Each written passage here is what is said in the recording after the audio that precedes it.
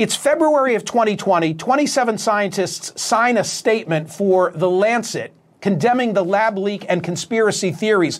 What do they now say? Well, that's a very interesting question, because some of them now say, you know, the lab leak hypothesis does require investigation. So there has been a small U-turn even among those scientists who early on were on board. Now, an epidemiologist named Ralph Barrick, who had some involvement in the drafting of that letter, came out more recently signing on to a letter with 18 scientists calling for a full investigation into the lab leak hypothesis. You know, I think what's important to note here is that the most credible of the doubters raising these questions are not saying it's a lab leak. They don't know. What they're saying is this needs to be investigated, and it really hasn't been properly yet. Therefore, it cannot be fully discounted. How about the State Department official who says, don't go there, it's going to, quote unquote, open a can of worms? What do you think he was worried about? So I spoke with him. His name is Christopher Park of the Biological Policy Staff. What he said he was saying is, you can't jump to conclusions that something untoward was going on at the Wuhan Institute of Virology just because they were involved in gain-of-function research, which is an effort to try to increase the infectiousness of certain pathogens. And they were doing that on on coronavirus bat strains 7 miles away from the Wuhan market. But the folks on the other side of that have told me, and it documented in one case in a memo, that they felt that they were being told, don't dig in those sensitive places because the U.S. government has some exposure here because it has funded some of that research. Catherine, how much of this, in retrospect, was a visceral reaction to Donald Trump?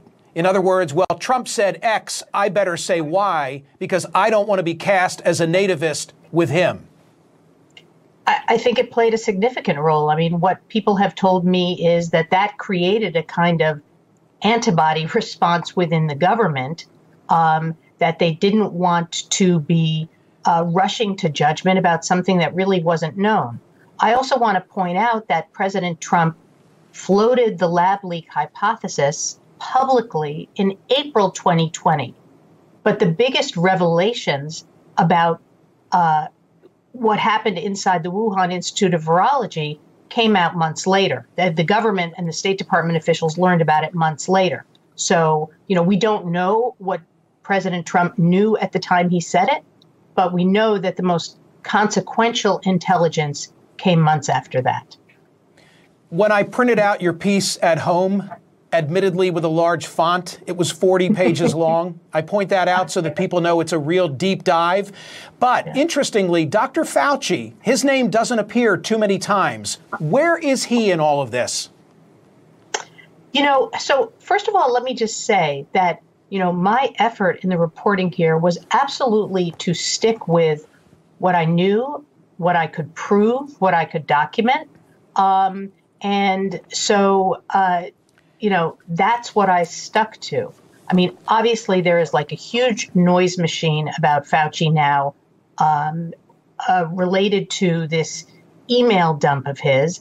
He is now, you know, raising questions simply about what happened to these Wuhan researchers. What were they sick with? You know, can we get any sort of samples of what they were ill with? So I think he has put it out there that it is inconclusive and we don't know. Well, let me ask a more direct question. Did you see any evidence in your investigation of him downplaying the lab leak hypothesis? No, I did not. I did not. There are a number of milestones along the way, but from my notes, the three that stuck out: 2012 in the Yunnan province, 6 miners taken ill who are collecting bat guano or feces. 3 of them die. That database taken offline September 12, 2019, before the world knows? Is there a benign explanation of that? And then number three is the November 2019 three researchers who you were just making reference to who require some form of hospital treatment. Respond, please, to those three items. Yeah, so let's start with the database. So this is one of the most comprehensive databases of viral samples that include bat coronavirus strains. The Wuhan Institute of Virology maintained it. It was like an inventory of what they had in their labs. They took it down in September, as you point out, 2019. The explanation provided publicly by their lead coronavirus researcher, Shizheng Li, was they were being hacked multiple times. But if you look at the timeline of when and how she's saying that, she gives the impression that it was taken down after the pandemic, when in fact it was taken down before.